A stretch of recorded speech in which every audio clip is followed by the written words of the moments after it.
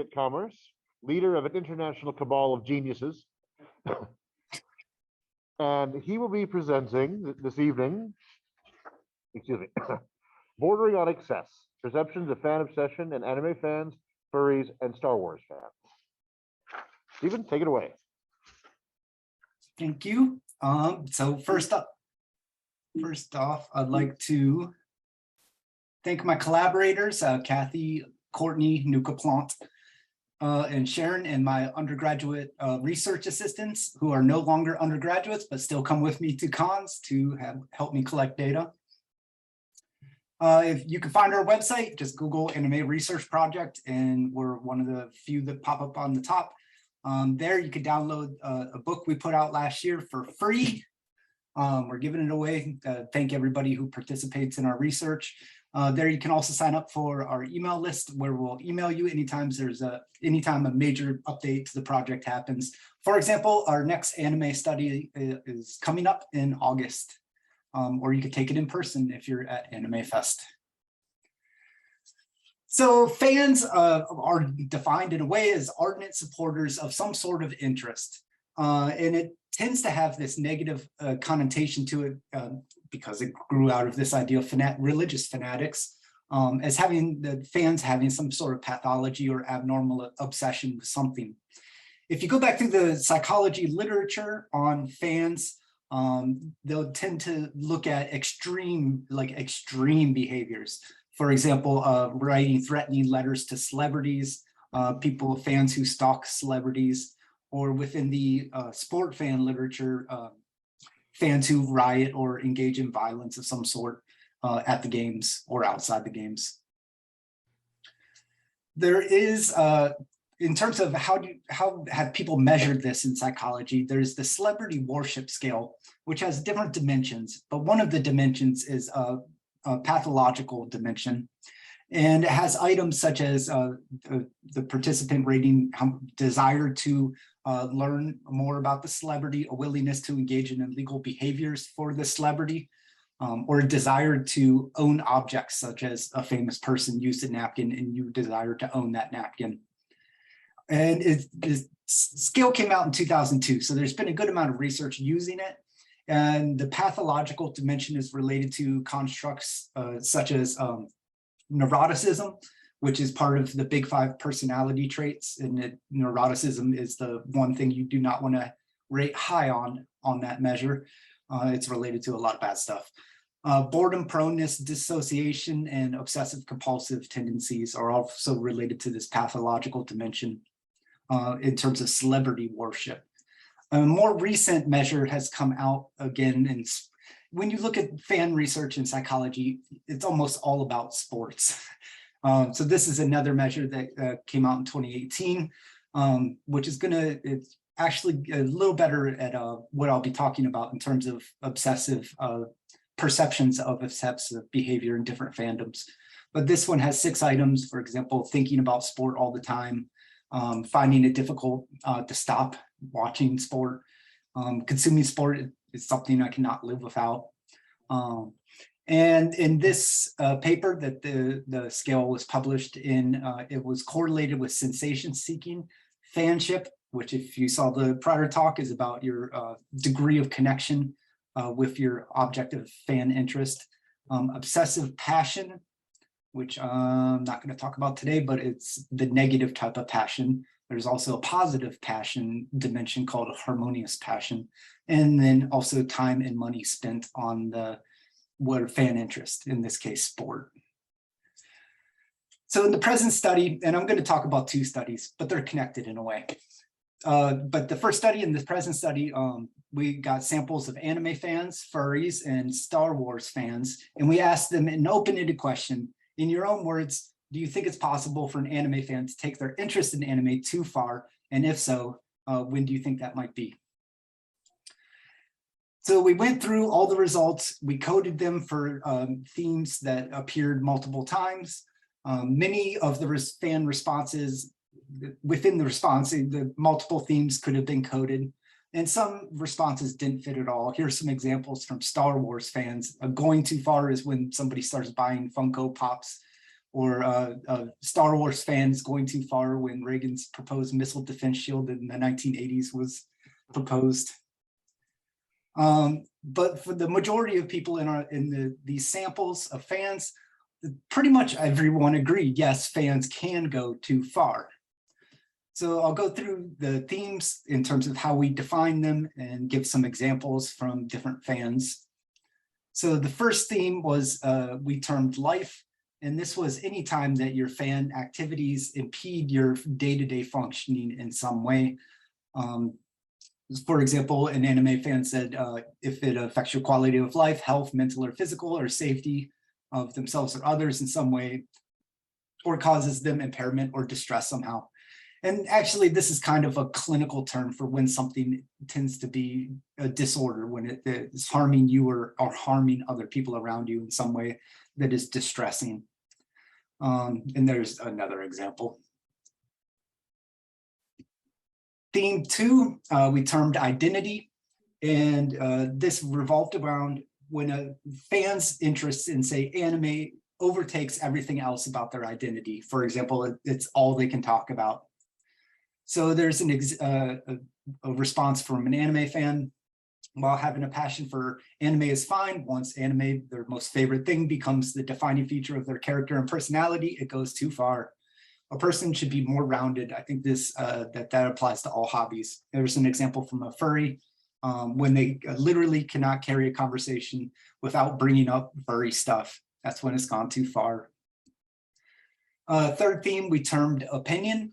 And this was about pushing one's opinions onto others.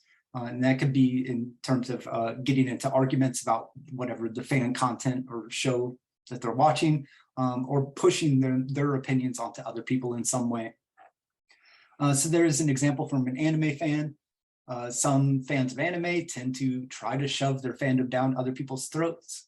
If someone's not interested in the slightest to something, you shouldn't try to force it on them. It's incredibly obnoxious. And here's an example from a Star Wars fan. In the second half of this talk, I'm going to go deeper into that Star Wars issue for a different study. But it was basically the fan goes too far when they're sending profanity-ridden hyperbole or bullying fans who don't share their opinion. A fourth theme that we noticed was what we called reality. And this was when fans blur the lines between fantasy and reality or lose touch with reality completely.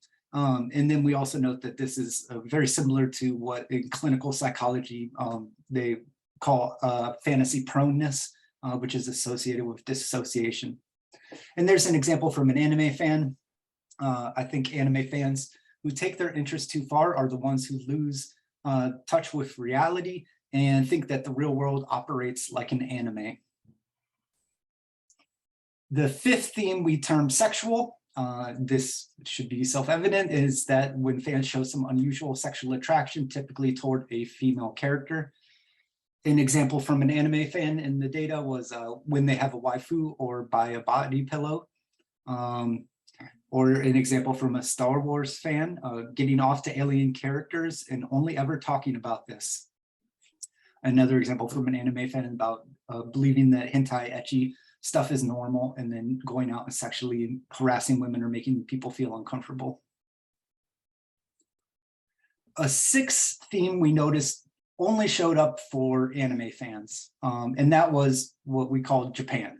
It was basically like a weeaboo, where a person was just overly zealous about their interest in Japan in general, not just about anime. So there are some examples from anime fans. It's when someone believes that Japanese culture is superior to every other culture and being to randomly put Japanese words in their sentences, speaking their native language to sound cool, cute, or some other complimentary adjective. So here were the counts, the percentages that we noticed those themes in the 3 different fandoms. One thing you will, so as I already said, most fans agreed that fans can go too far.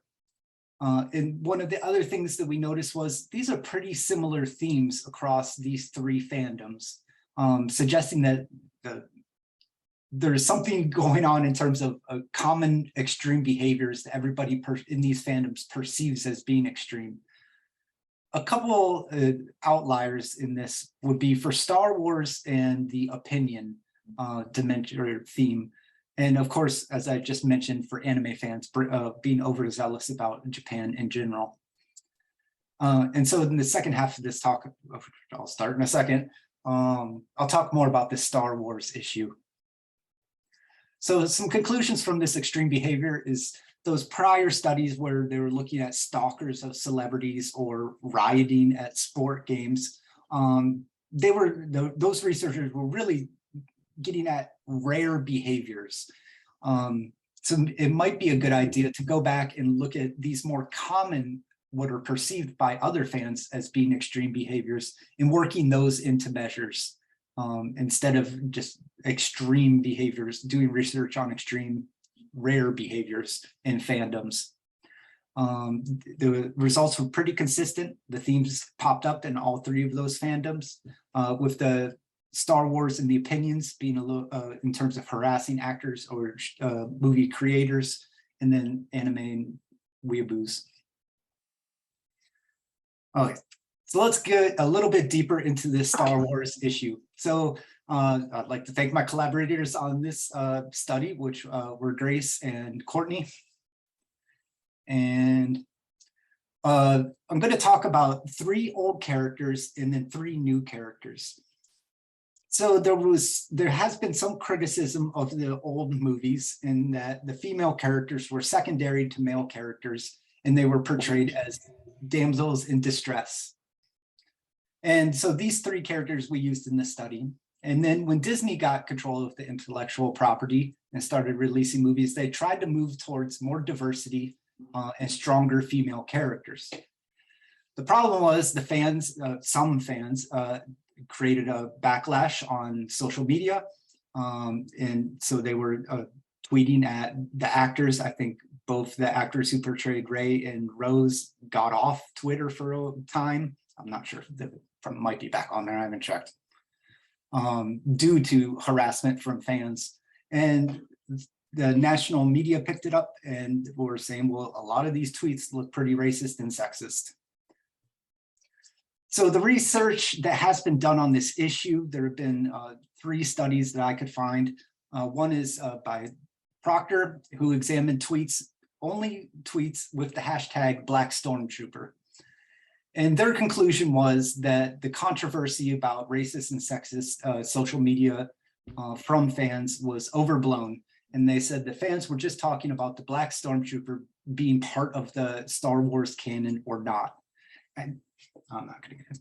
Another study by Bay, they examined 967 tweets directed toward a single director, the director of The Last Jedi. And according to them, only 22% of the tweets were negative in nature. And then they broke it down into, of those negative tweets, they somehow determined that a good portion of them were bots and not real people. And, and so it's according to Bay, it's a very small percent of people doing these racist tweets toward the director. The thing was that the Proctor study only looked at one hashtag. The Bay study only looked at tweets directed toward one person. Another study examined a large amount of tweets and anything that referenced Star Wars. So it's a much broader sample.